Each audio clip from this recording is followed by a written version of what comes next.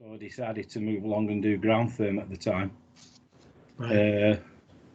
And it's been some time together now, but to be fair, it's just exciting to be along with it all, make it happen. You know, in the past, we was doing nothing wrong in the past, and we're doing nothing wrong now. But changes have come about by people out in the industry. And there's existing systems of mine that have been running quite some time. I know the guys who are sat in here now, and there's nothing changed. It's just that we need to make sure it's done correctly by the new guys. Properly going forward. Yeah. But the industry is good into it. We need to decarbonise our network. Yeah, and we can't lose sight of that bigger agenda, can we? I mean, there are, as I've discovered, lots of challenges in this sector as it goes from where it is today to hopefully significant growth over the next few years. So how about you, Dan? How did you find yourself at Solaris Energy, excuse me? I came kind of more traditionally into the heating industry. So I left school kind of mucking about, didn't really know what to do, and kind of ended up doing plumbing and heating. So I did an apprenticeship, kind of found the heating side interesting. So decided, went off, did my gas, kind of traditional, installing gas boilers, doing maintenance servicing. Then I worked for a manufacturer as a service engineer. And that was a good way into the industry, learning more and more, technicals and just building my experience. And I actually remember when I was working at Z manufacturer, they actually had a heat pump there, and I kind of thought, well, what's that? I don't really understand it. Refrigeration. And then about a year or so later, I asked to join a company to do become their technical manager. And what they wanted to do was push renewables, especially heat pumps. So kind of going into the sector and to be honest, 9 years ago, I mean, the guys, even longer and further back, there's no support. You'll kind of dive in blindfolded, and you've got to learn on the job. You've got to learn from your mistakes. And speaking to other installers is the only way really to kind of improve your knowledge and what products are out there, what are the best products to use, what's new. And so then that kind of experience grew, and then I became technical director at the company, and then decided 3 years ago to set up on my own, just purely specialising in heat pumps. So we've been going for 3 years and really enjoyed it. And it's just a sector which is just so interesting. I think Andy kind of shone a little light on it, saying, kind of combustion is a bit boring. It's, you've got heating, flowing returns, go around, heat up stuff, burn fossil fuels. But with heat pumps, you've got something which you're moving energy around, so you can move it from the ground into the house, you can dump it back into the ground, you can heat, cool, do your hot water. So there's just so many more things you can do. So yes, exciting industry to be in. Yeah, I think your all of your enthusiasm for the sector it rubs off on the new MCS. My new team really like the interaction they have with installers like yourselves, because there's so much to learn, but you're actually fantastic advocates for the technology. And I guess when you think back then, you made that leap into, I want to get into renewables, I'm interested in heat pumps. What advice would you give maybe an installer that's watching this, they've got nothing better to do, they're watching this? What would you say to them would be the one thing they need to get right or need to understand before they get into renewables? Paul, do you want to kick us off, or it doesn't matter who? Yeah, it's fine. What they don't want to do is they don't want to treat a system like an existing fossil fuel system. It's the worst thing they could do. And a lot of things historically, it is where, and like Andy pointed out, a lot of the manufacturers are from abroad. So there's not a base, so to speak, in this country with regards to installation, and then teaching skills really. So when heat pumps first started coming into this country again, I think around the noughties, they would just treat like gas systems and just install it like a gas boiler, install it like an oil boiler. And it's those assumptions that we need to get away from. Don't assume anything. Best thing that people could do back then was really the manufacturers were the advocates for pushing things forward. I mean, a lot of good things they did, a lot of bad things they did, good parts and mistakes as well, like in everything. But what they need to do is get properly trained if they're going to get into this industry. And the updating training is coming through with regards to what the MCS are doing. And obviously, when that's ready, that's going to be a great thing for people to get on board and into. There are things that are out there at the moment, and I would gather as much knowledge as what they possibly can, either from manufacturers, from MCS, from everybody, from other installers, good installers, to help them along the way.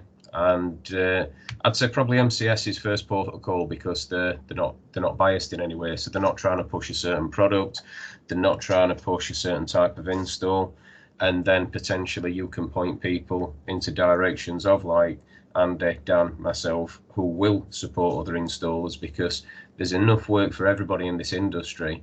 We want to upskill the industry so that the industry can then compete, and we've got high levels of quality in the industry. Yeah. I mean, it's as I say, I'm only 18 months in the sector, and it feels like a family. It might be sometimes a bit dysfunctional, but actually everybody is so enthusiastic and wants to talk to you about what they're doing. In my experience, that's not always the case. So how about you, Andy, then? I mean, what would you say to, I know you've got new recruits in your team. What sort of advice do you give them making their start in this sector? So the new guys that come working for us, as plenty of installers sat in here now, there is a few courses knocking about to put these guys on. Unfortunately, the courses haven't moved on for the last 11 years, but we know that that's about to change. Firstly, they need a generic course to start with. We don't need to be led by a manufacturer's course, because they want to, show you their product. More than anything, they need to understand the new plumbing aspects about this job. This job, it's not like a boiler, is it? We need to produce energy to make energy. A boiler produces what gas is, but we need to get energy to make heat energy at the end of the day. So understanding the actual equation of that is a good thing to start with. The basis of this is how we're going to do this system. They don't have to learn to design it. They need to understand the hydraulic aspects of it. And getting into this industry, there's a lot out there on the internet showing different sorts of, traditional ways of fitting heat pumps, which isn't a bad thing to follow, as long as you make your own mind up what you want to do in the industry. Air source and ground source are very compatible, aren't they? Yeah. But looking at what MCS guidances are is a key factor to this. Looking at what BPEX guidances are on Logic and City and Guilds is a key thing to do. Now, there is apprenticeship courses out there, and as we have a few apprentices, I know Paul has. I don't know what Dan has, but I know that a lot of the installers that will be on this and listening to this will have apprenticeship courses, and the government pay for an environmental pathway. That's the government pay £21,000 a year to that college for your apprentice to go down that pathway, which is solar thermal, rainwater harvesting, air source heat pumps, and now going back in again, ground source heat pumps on the new Trailblazer courses. So getting into the industry, if you're already a guy who's MVQ level 2 or MVQ level 3, you might want to go into this industry via looking at, say, a manufacturer, but understanding first the hydraulic side of it. And maybe say you go and do a BPEC course first, or a Logic course, or a Guilds course, just to get yourself understanding the hydraulic side of this industry. So understanding sort of the base science, that you get that understanding, and then you learn by being an apprentice. It's best to learn a base level first, isn't it? You won't go into electrics without understanding the level first, would you? You won't put your tongue on a wire and say that's the way to do that. Oh, actually, we were okay that time. But and unfortunately, when these systems go wrong, the end user is the one who pays, because they'll be the one who's got the larger bills. And then they'll be the ones that pays companies like us sat in here to go and put it right again.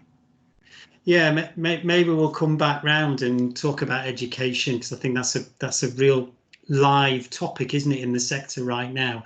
So, I mean, coming to you, Dan, then, when you maybe taking on a new recruit or talking to somebody who's a qualified plumber, you know, what advice would you give them about making their first step into renewables? Well, I mean, new recruit, I mean, Andy just hit the nail on the head in terms of you just got to get the basics of actually a heating system. Don't worry about the refrigeration and the product. At the end of the day, you just need to understand the hydraulics, understand how a heating system works, understand controls, understand the difference, you know, what a delta T is, you know, flow and return temperatures. And if you understand the difference between a fossil fueled boiler, say, and the delta T that should run at, and the difference on the heat pump, I mean, you're already halfway there in terms of getting your installation correct. Yeah. In terms of existing plumbers out there, gas fitters and heating engineers, I mean, I speak to quite a lot of guys who, you know, they want to get into the industry, and the problem is the courses aren't up to scratch at all, and we know they're going to be updated, and hopefully, they will be adequate to kind of get people's competence up. But my main thing for them would be is not to be scared off by the industry. You know, it's at the end of the day, the medium we're circulating is exactly the same as a heating, any heating system. It's just the parameters are different. And if you just understand the base parameters, then the actual hydraulics is exactly the same. You just want to be looking at a lower flow temperature as possible. You want to be a smaller delta T. So then you've just got to consider pipe size and radiator sizing. You know, then you'll be looking at heat loss calculations. So you want to be making sure your size of your heat pump is correct for the heat, oversized, not undersized. You do a proper heat loss, BSEN 12831 calculation for the house, which if you've done level 3 or if you do any of these other courses, you should learn how to be able to do that. And when you come to ground loop sizing for ground source, you can use MCS and the lookup tables and stuff for sizing ground array, and you can follow through that methodology. But there are companies out there, consultants who can do that work for you, who are geologists, who can do thermogeological reports, who can do thermal probing of ground, the soil to get the thermal conductivity and size your collectors. So you can go to one of us. There are people out there who can do that part. If you don't feel comfortable, don't do it. You need to build up that experience, and that's why air sources are quite a good step into it. But you don't go into an fitting air source heat pump thinking it's like a gas boiler. It is not. Don't be scared off the parameter. The system's the same. You're still circulating water, or glycol and water mix, but you just got to understand those parameters, and if you do that, you'll be fine. Yeah, so there is support out there, isn't there? I mean, the likes of the Ground Source Heat Pump Association. There's support, I guess, through the community that is those that are MCS certified. I guess then put another way, if you were thinking about the perfect job, how do you approach a job and make sure that it's going to run well if you do these things? So it sounds to me like you've got to have understood all the heat loss calculations to be able to design the right system. But if you're not confident about designing it, then get someone else to do that and you do the installation. But what would you say, Paul, would be your perfect job where these parameters are all they're all aligned? Just to pick up, I suppose, on what's just been said, and to try and answer your question if I understand it properly, is I'm not sure I do. That's why I asked for it. The heat loss calculations. They are like the foundations of a house, for want of a better description. Without the foundations, you cannot build anything on top of it that's going to be robust, really. So the foundations need to be right, which is the heat loss calculation. Once you have that, not only that, it allows, instead of people guessing and confusing an end user, you then have a document where, because you will have competition, you have a document where everyone then compares apples with apples, so they're all competing using that same document instead of giving varying information to an end user. Once you've got that, so an ideal job, I mean, I prefer ground source heat pumps to air source heat pumps. Why is that then? Why? From the point of view that during winter you've got stable input all the time. Seasonally, they are more efficient compared to air source heat pumps. Air source heat pumps, yes, they'll give you fantastic efficiency during summer, but you don't need heating during summer usually. It's just domestic hot water. But during winter, the temperature that you input into that system defines your overall efficiency as well as the output temperature. And during winter, you need the higher output temperatures, but on an air source heat pump, you're getting the lowest input temperatures. So that difference in temperature from input to output starts to expand and makes the system less efficient. The ground source heat pump is constant, and it's only the output temperature that varies. So, you know, we've got data on this. It's a known fact. Ground source heat pumps seasonally are more efficient than air source. So, for me, an ideal system would be. It depends what you want me to define here. Are you wanting me to define the actual physical construct of this system, or? No, it was more about how do you make sure that a job runs well, and I guess planning. Yeah, always. planning for the job, doing your heat loss calculation. Sounds like you would advocate, if the consumer can afford it, a ground source heat pump, and the building is okay for it. You would advocate that every time. Like Dan's alluded to, and Andy as well. So heat loss calculation, you'll use some sort of geological survey to determine how much collector pipe you're actually going to need on that system. And it's about managing and making sure that once you have the foundations for heat loss, you then size the heat pump. Once you have that heat pump, you then size the collector system to sustainably deliver that energy into that heat pump for the next 20 plus years. And then again, you then design the emitter system to then balance with this and give the efficiency. So it's the collection system, the system itself, and the emitter system, and just making sure that you design that. And every single hour of planning that you spend eliminates 10 hours of wasted messing about on site. 1 hour planning, 10 hours on site. That's what it's worth.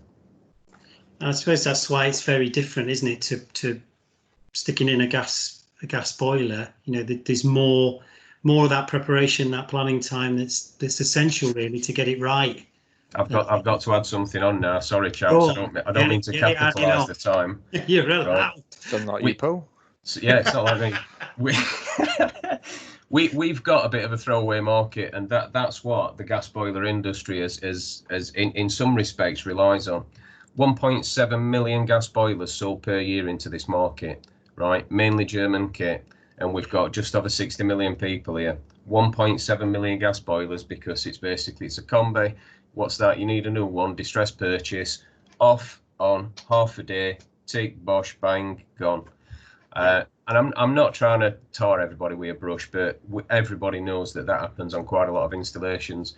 In Germany, they're taking 3 or 4 days to do something like that, because they're commissioning the system, they're designing it, commissioning the system properly, they're flushing the system, cleansing it, commissioning it, and then they're gone. And they only install 0.6 million gas boilers per year, and they've got about 20 million people, more than what we have in their economy. They rely on us heavily for manufacturing and selling kit to us, because we've got that throwaway market. And this is one of the things that we need to get across to the consumer. This is not going to be a half a day job. It might be 2 to 3 days to install that air source heat pump properly and make sure that it's done, instead of that half a day gas boiler job. Sorry, off my soapbox now. No, you're welcome to be on your soapbox. That's what this is about. I guess then, how do we disrupt that? How do we get to that model where a consumer is naturally thinking, well, actually a heat pump is what I need? I mean, what do you think, guys? I mean, how do we break that cycle of it's easier just to replace a broken gas boiler? It's a difficult way to break into it, because the levels of the cost of the boiler area is the biggest thing to break into, isn't it? Because of that throwaway market, like Paul said, and also the guy will be in there for half a day and gone.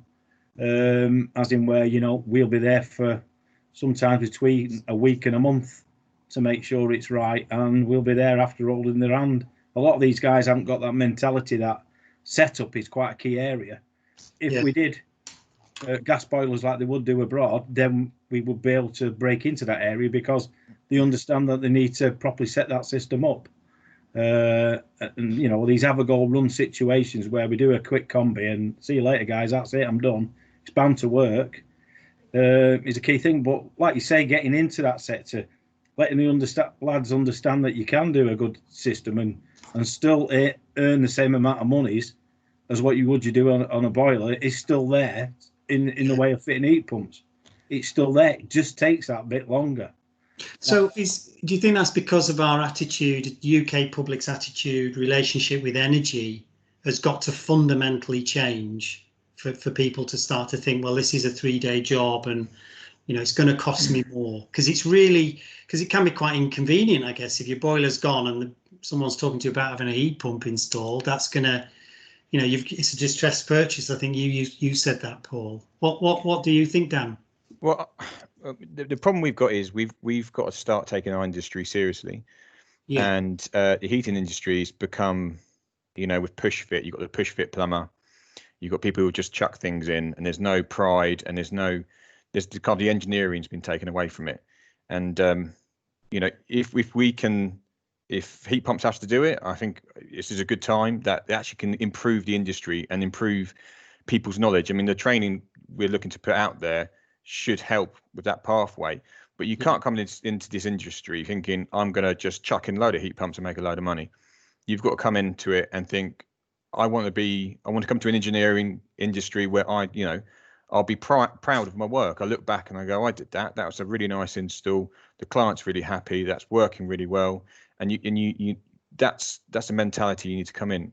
If that starts happening, consumers are going to be aware that you don't have your engineer. If he starts coming out and go, oh, I can do that in a day, you know, there's issues and there's problems. But we have to start kind of improving that. And the people coming into it if they want to do it seriously, they need to have pride, and they really need to want to do it properly.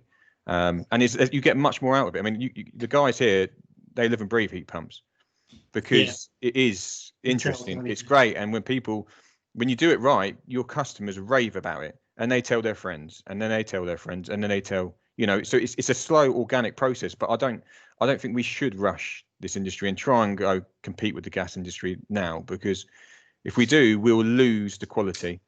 And to be honest, we should be looking at a 5, 10, 20 year kind of program to kind of get us up to a level which in Germany they have, and they have respect for people who are heating engineers. Whereas here we're kind of dispensed as, you know, oh well, if you didn't do well at school, well, you can always become a plumber. And I think we need to change that. Yeah, I mean that kind of brings us full circle on the education and recruitment. I mean, the people that you hire, and potentially the young people that you hire, is this their career of choice? You know, are they inspired to be in the sector in the way you talk about it? It's funny you say that, because I've got a couple of young lads who work for me, and one actually, I knew him for a previous company, and he was an apprentice, and he was always a good plumber, but a bit mouthy. But he always turned up, and he was always on time. But he became completely despondent because he was going to sites, fitting toilet seats. He was like the apprentice. There was no real drive. No one was giving him any pride in his work, and there was no real kind of route forward for him. So he was actually going to leave and go and join the paratroopers or something like that. Yeah. Whatever happened, he couldn't get in for whatever reason. And I ended up taking him on just as a trial, and he absolutely loves it. He's finished his level 3 now. He's really good, and he's a lot better than a lot of installers I know who've been doing, been in this industry for a long time. And that's not because the installers are bad; they're still really good fitters. But the level of knowledge and the passion he's got for it, because he can see it's not about, I want to go out and make money. So I'm really proud of this job. And people ask him, well, what do you do? Oh, I fit heat pumps. Or what's that? And then he can actually give them some real technical information on that product. You know, he's interesting. It's like, oh, wow, I didn't know about that. and that's something which needs to grow. And it's yeah, can't answer your question. And it's linked to that. Is it also about being part of the fight against climate change, or is that just too big a concept? Actually, it's because your young apprentice is sounds like Star Wars, that, but your young apprentice. I'll be Obi-Wan, yeah. He's really fascinated by the technology and actually doing something meaningful versus fitting 100 loo seats. It is meaningful. It is. I mean, I think we can't say we don't. Yeah, one of the big factors for me that it's the future, and we have to go this way. Yeah. Combustion is not. It's just electrification of the network, electrification of the heating industry, and utilising heat pumps to reduce the actual amount of energy you need, electrical energy, to produce the heating you need in your home. It's just the only way.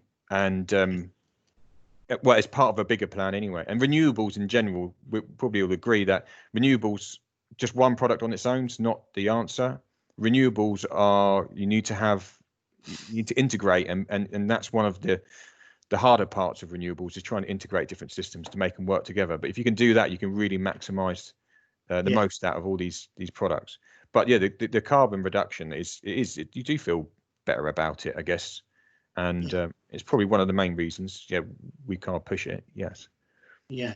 And I often reflect on the fact that you guys are having to run businesses, you're having to train people, you're having to educate consumers, you're having to be a champion for the sector. I just wonder what kind of support you want. What do you need for the next year?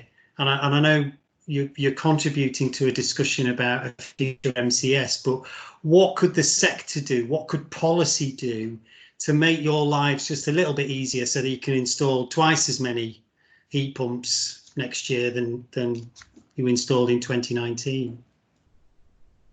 Open question. Anybody, please. All right, I'll have a go. Well, I have another. I was going to leave Paul for this one. Right, it's. I think some of the overbearing responsibilities that we have with regards to being gatekeepers for our HI money, there are so many things that we are made to be responsible for that no one in any other industry is responsible for. A lot of those things need. Now, this is not to say that we should leave consumers in any form of just leaving them open for to get caught out with something. So, for instance, where if a driller is doing some drilling work and it goes wrong, then it's our fault. Or if underfloor heating's been installed in a property which the end user was having commissioned, it's as if we have to then become a project manager of their entire project and their portfolio, because we've got to make sure that system is then it gives the correct efficiencies with ours. Now, that over time has been made simpler, but if you approach someone that's going to be coming into this industry, someone who says, this is a fantastic industry to get involved in, you're going to be saving the world, reducing carbon, doing this, you're going to be proud of what you've done and everything, everything what everybody's already said. However, you are now going to be project manager, you're going to have to do this, and it's like, whoa, hang on a minute, I haven't signed up for all that. I could just go and fit gas boilers and I don't have any of that responsibility whatsoever.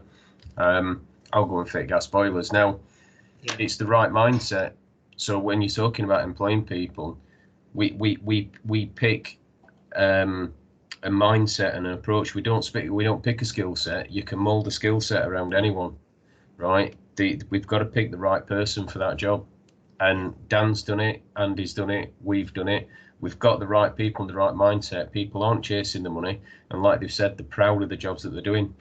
The only thing that's potentially going to damage this for us is umbrella organisations.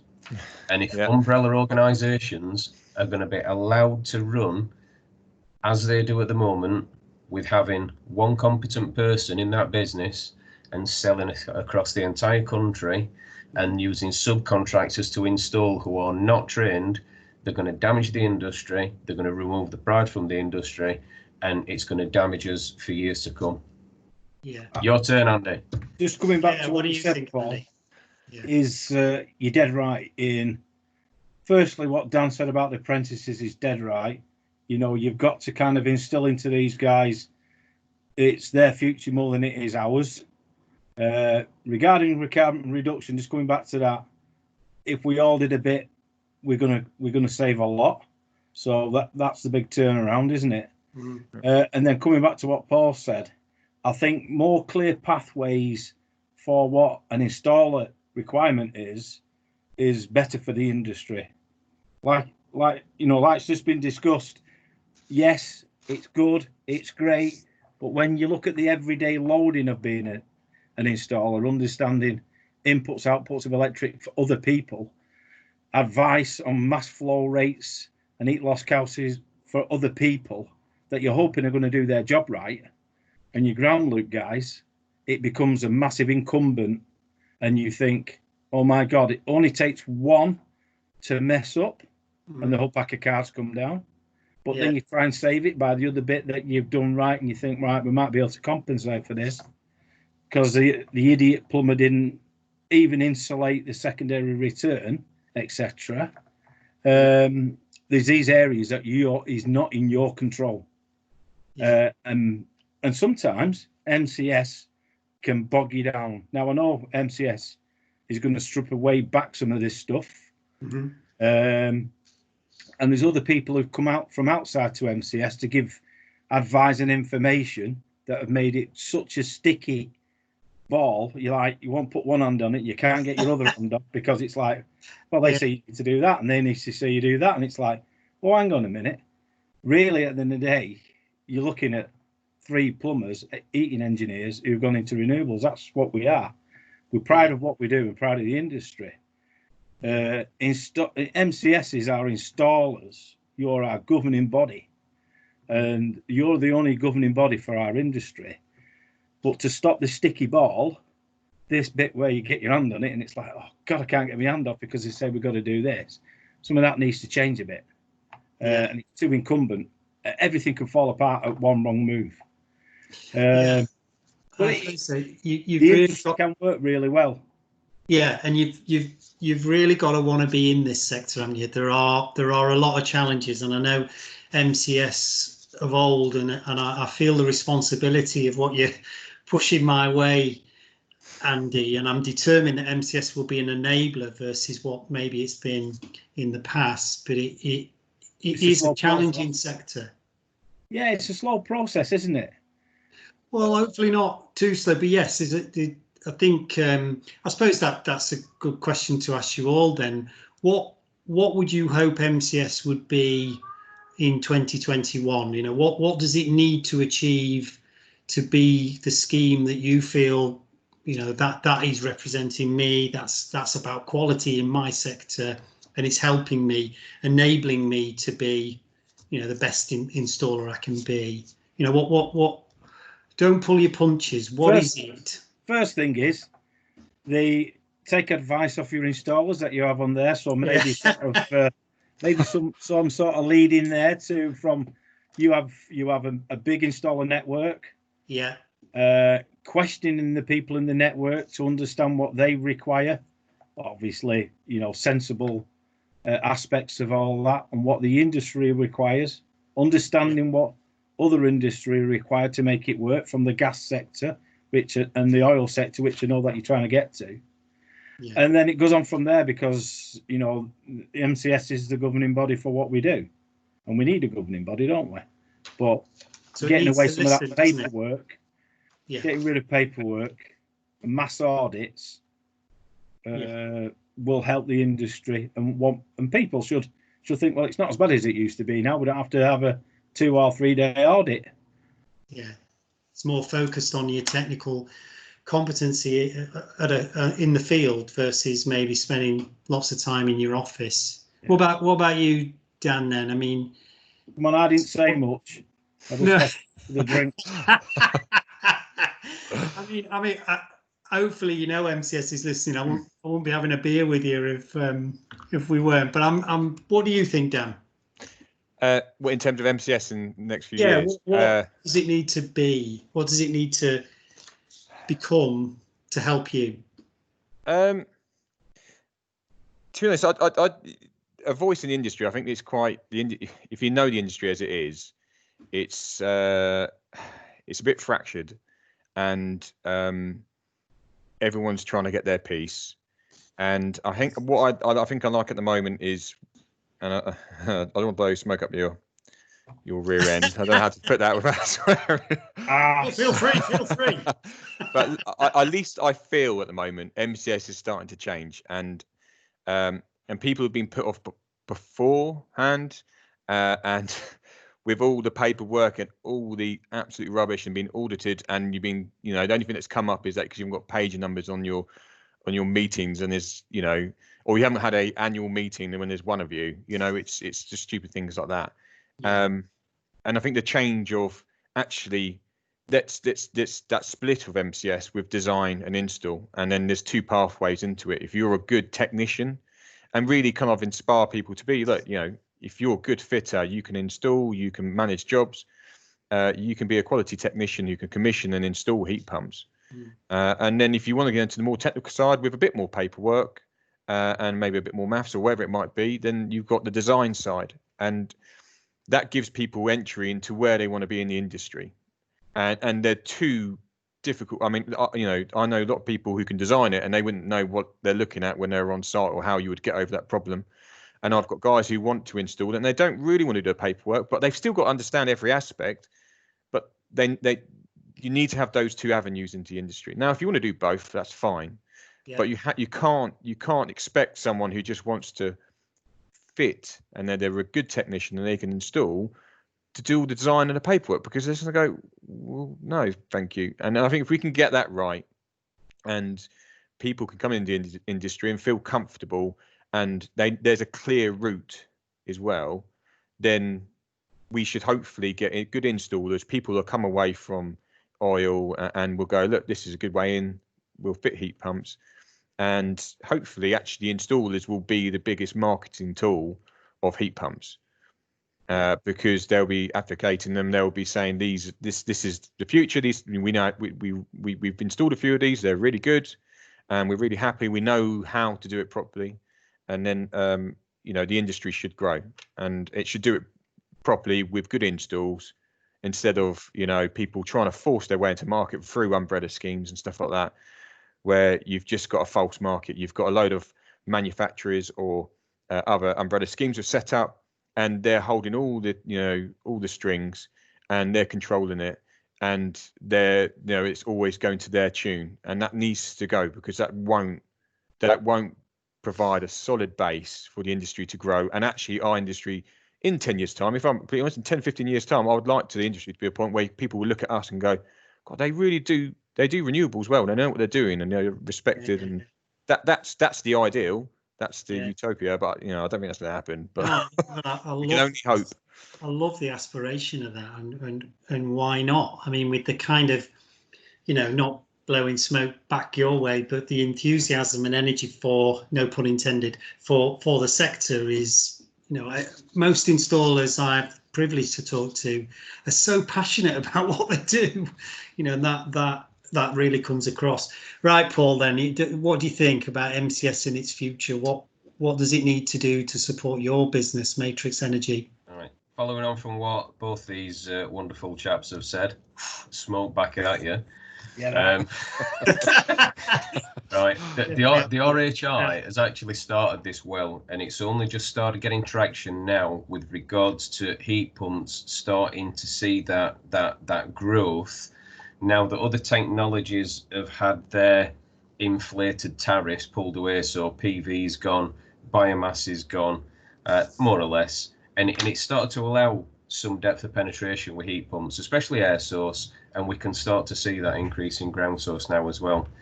Now, what do we need MCS to be? We need you to be three things, right? We need three things. I'm glad it's not two. Right, no, threes, power of three, always. Right, I'd have done it that way if it were two. Yeah. So, first thing is, what you guys need is you need some teeth, right? You need to get them fangs out, and you need to start sinking them into the clowns that are as part of our market that are damaging it for everybody else. because the way that the certification bodies act at the moment with regards to a paper audit trail is rubbish. They're not judging anything on quality in store. We've got poor consumers out there that are damaged, and then they drag the rest of the industry down like us. Your teeth, you need to get them stuck in, and you need to rip them to bits basically and get them out of this market. The second thing you need is a set of nuts, right? And I'm trying to keep it clean. So in other words, what I'm saying here is standing up to bullying and things like that. No bullying in our market. So whether it's manufacturers, whether it's associations or whatever else, right? You guys, since MCS used to be down in London, have done a fantastic job with regards to all the changes and everything that started to come our way with regards to training, visibility. You actually listen now, which, to be fair, I mean, it's awesome. And I think we all agree. Yeah. The industry feels like it's being listened to. The installers are the industry. You represent the industry. So you've got your teeth to get rid of the rubbish. You've got your nuts to stand up to everybody else who start bullying and basically pulling and pushing MCS like they used to. That's got to stop now. You're going to be by far more powerful than any of the associations are that are out there because you represent us. And then the last thing you've got to have is pride in regards to what you've done, what you're doing, what we're going to achieve. And you're our voice. And vice versa. We can help each other this way, and we want to start highlighting positive things for our industry, not dwelling on the negatives. Yes, we've got to use them teeth to pull them out, but we've got to have a voice for the positive stuff. So we've got to start championing what people are doing well. Look at this has been done fantastic. Look at these. And us three, I don't mean sort of like a networking group, we just turn up, pat each other on back and it's a load of rubbish. Real stuff where positive change has been made. And not just the stuff that's passed around on LinkedIn and Facebook and rest of the rubbish. Real stuff where we've made real positive benefit into the industry, changing things for the better, whether that's linked with manufacturers and other stuff. I'm not saying anybody's excluded. Teeth, nuts, pride. 3. Can I just come in on this? Yeah, of course you can. Yeah. I'd like to see MCS be our sole body for everything. So even down to our CBs, I'd like to see it. So then we come to one encompass body. So then we don't have to go out and pay other bodies because, all right, MCS made the rule. Other people try to judge you by that rule, but their interpretations 9 times out of 10 are wrong. I would like to see it. So then MCS. Look, listen, it's like going to a rock concert, isn't it?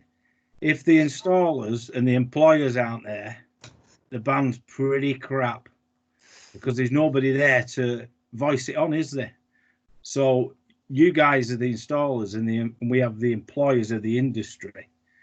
The rest of it should come together, but at this moment in time, we've got other people, what I call jokers in the pack, taking our money and using it for their other purposes and a lot of money, when as soon as see it funneled into our industry body and not everybody else's pocket who haven't got an interest in our industry, they sooner see it go to the electricians of the industry as opposed to the plumbing sector.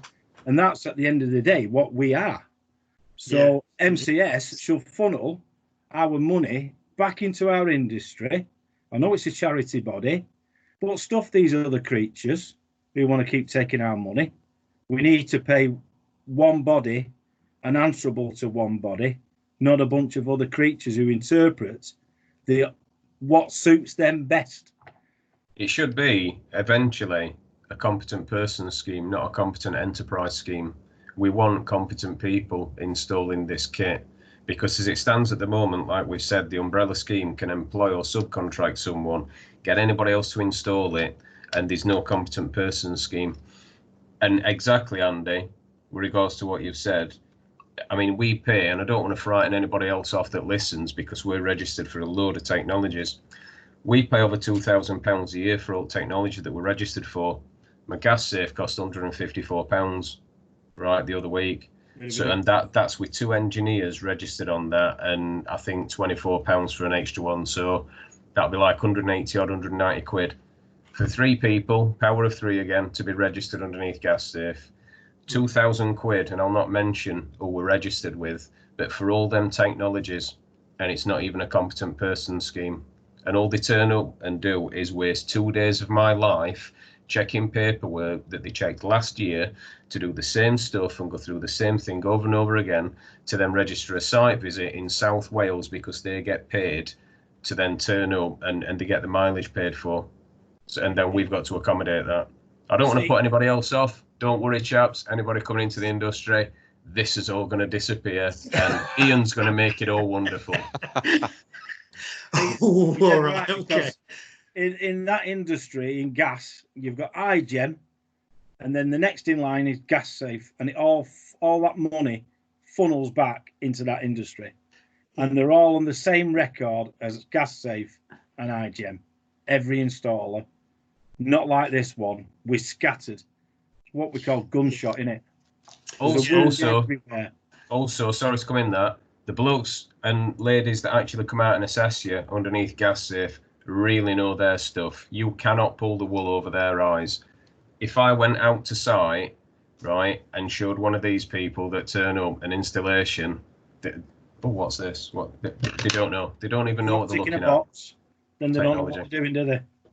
Yeah, I mean, to be honest, my first MCS audit, when we took the auditor to the site, he didn't actually know. He was like, so which one's the heat pump? We actually had to point it out to him and explain it how it worked. And it was just, you know, you obviously checked all our paperwork, but it was just, you know, you got a bit of pride and you go, oh, look at our install, and you had to explain it to him. And it was, I mean, I hope it's going to change, and obviously there's been discussions about this, and I think the guys are hitting the nail on the head in terms of you want to pay one body.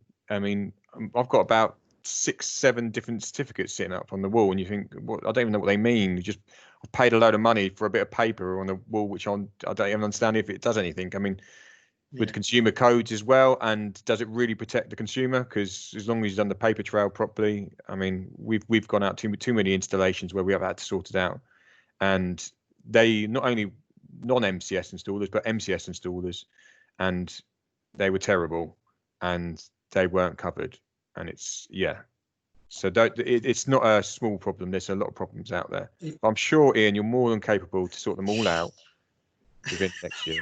Well, don't worry, people that are listening. We're going to make it all good for you. Yeah.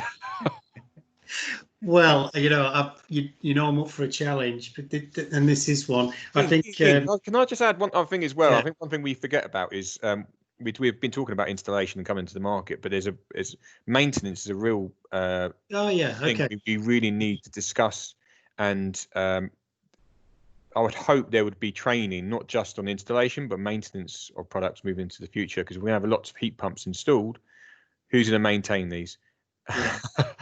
And there's a mixture of, there's a kind of hybrid of engineers here. We need to start thinking about mixing, and that's F-gas and heating engineering, so refrigeration and engineering, heating engineering, to really understand, and actually electrics as well, basic controls electrics anyway. You don't need to be putting in power supplies, but you need to be able to do the basics like a heating engineer would on a gas system. But we need to start getting people trained up on that, and there's a big industry there, because a lot of these heat pumps are going to go in, and there's a lot of work available there for a lot of good, passionate, competent people if they want it. Yeah. And would your view be that should be covered by MCS in some form? Yeah, there should be a separate course purely on that. Maintenance, purely on maintenance, because there's lots of different gases coming out. I mean, you need to be F-gas if you want to start down that route, and it's another way to generate more income for companies. To get into the sector, I guess. And to be honest, there's not going to be a shortfall of it, because there are installs out there, and it's going to explode, and there's not going to be the teams to do it. So if people are thinking about it, there's a lot of work available. Yeah. Well, we're about up on time, and it feels like it's gone really quickly. But don't go. Need some more beer. I booked a taxi. I'm going to get a dirty kebab on the way home, and having curry and chips. Yeah. So look, this is something I'm never going to forget. So I think it's been a great discussion, and thank you so much for taking part in it. We did promise it would be fairly humorous and light, but I think we've covered some really quite serious topics in there. So thank you, gents, for your time. Can I ask a question before you go? Maybe. Yeah, go on. I don't want to know what your wife's doing, but if there's any questions that any guys want to reference back to any of us, I'm more than happy to answer anything. And I think the guys are the same. Yeah, Yeah, I think of course. it's a very good. That's that community again. Might be quite a dysfunctional family, but it is a family, isn't it? Are we only on because at this moment in time that it's either going into Coronation Street or Emmerdale, where I live? So most of the fellas want to be out of the front room, don't they? I think it might be because it's between football matches as well. Oh my God, no! We've got that sweet spot, haven't we?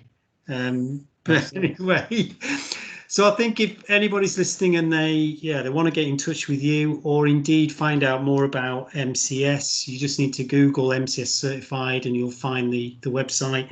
You can fill in the contact details, find out about what it means to become MCS certified. This is my little bit of sales pitch at the end. So, something to explore for the future. Do it, MCS. Well, there's a sales technique. You should do this every month. Yeah. Well, maybe one day we'll do it for real round a sticky pub It's table. only time I get out for a lemonade.